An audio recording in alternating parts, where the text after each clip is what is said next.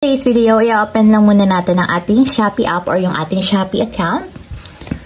And then, pagka-open guys, mula dito sa pinakang homepage, itap lang natin yung me or yung profile ng ating Shopee account para mapunta tayo sa pinakang timeline. So, dito sa timeline or sa profile ng ating Shopee app, itap nyo lang or hanapin nyo lang yung settings button katulad nito na nasa may upper right corner. So, tatap nyo lang para mapunta tayo sa account settings ng ating Shopee. So, dito naman guys, hanapin nyo lang yung bank accounts or cards dito sa My Account. So, tatap nyo lang. And ayan guys, after ma-open ang bank account and cards, itap nyo lang dito is yung Add New Card. So, tap lang natin. And then, after yan guys, ilalagay nyo lang dito yung card details ng inyong credit card. So, dito naman is pipilapan lang natin yung card number. So, ilalagay nyo lang dito guys. After nyo mapilapan or mailagay yung card number, so ilalagay nyo naman yung expiry date ng inyong credit card. So, lahat ng information dito guys is makikita nyo lang sa inyong credit card. So, lagay nyo lang yung expiration date, so month and year.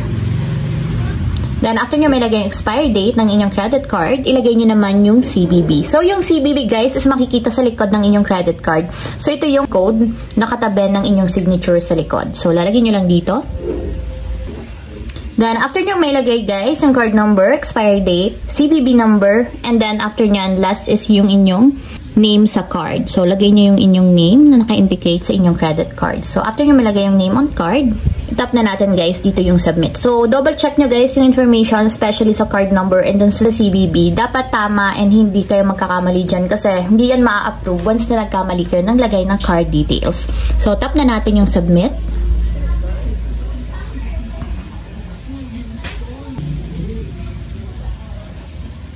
And ayan guys, kung makita nyo, add card success. So, successfully naka-add na yung ating credit card dito sa ating Shopee account. So, pwede nyo gamitin yung inyong credit card once na magpe-payment kayo sa Shopee. So,